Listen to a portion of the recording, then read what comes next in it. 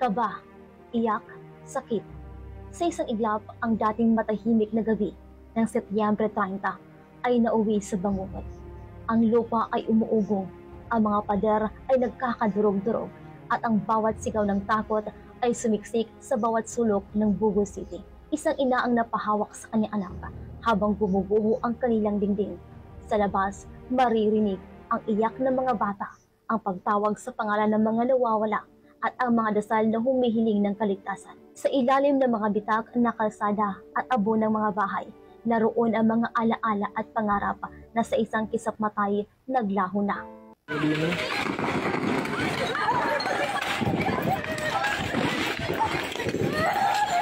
A strong earthquake has just struck Cebu, but please stay calm and move to open areas. Keep away from walls or structures that may collapse and stay alert for aftershocks. I have instructed our teams on the ground to assess the situation, and we are now coordinating with the mayors and DRRM officers. Let's keep each other safe. Mag-amping tantanan. Ayon sa provincial disaster, tumataas ang bilang ng nasawi, dumarami ang sugatan, at maraming tahanan ang nawasak. Halos bawat pamilya ay may kwento ng pagkawala, ng mahal sa buhay, ng tirahan, ng kabuhayan. Ang sports complex sa kalapit na San Remigio ay nagmistulang puntod matapos gumuho, at 3 miyembro ng Philippine Coast Guard ang nasawi. Mga sundalo na nagbuhis ng buhay habang nagsisilbi. Ngunit, higit pa sa takot ng lindol, mas mabigat ang sumusunod na mga araw, ang pakikibaka para mabuhay. Walang kuryente at tubig sa ilang barangay. Nagkakasiksikan ang mga evacuees sa mga tent at covered court. Gutom at uhaw ang mga bata, habang patuloy ang mga aftershocks na bumabagabag sa lahat. Ngunit sa bawat hirap, hindi sumuko ang buguhanon.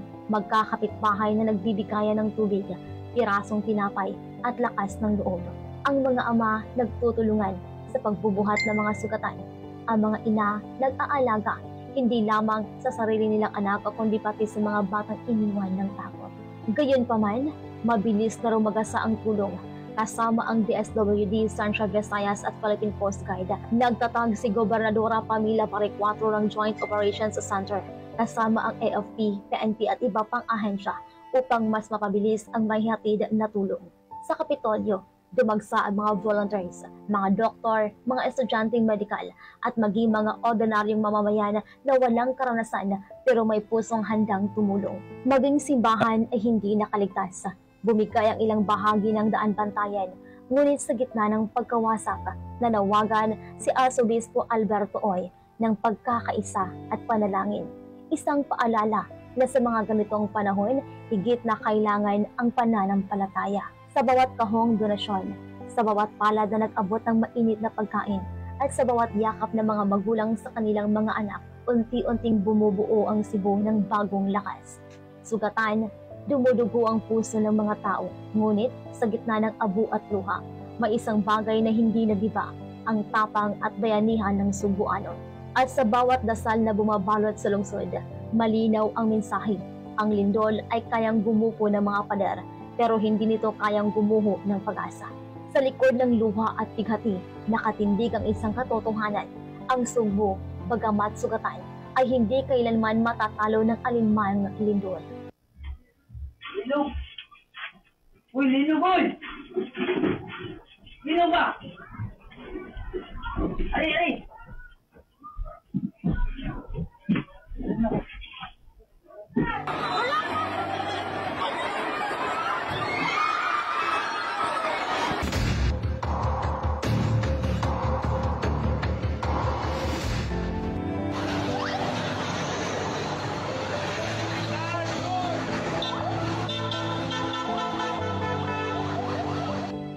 The assistance given to the city of Bohol from the Office of the President and the different departments, he has directed to come to Bohol, and of course, make sure na mabangon po kami on time. We're really deeply grateful for that, and we are more than confident that we will be able to overcome these challenges because we have the support and the backing of the national government. Thank you very much, God. Mula rito sa Bombo Radio Cebu, Bombo Jeremy Balingid. This is Bombo Radio Philippines, the number one and most trusted source of news and information. Basta Radio. Bombo!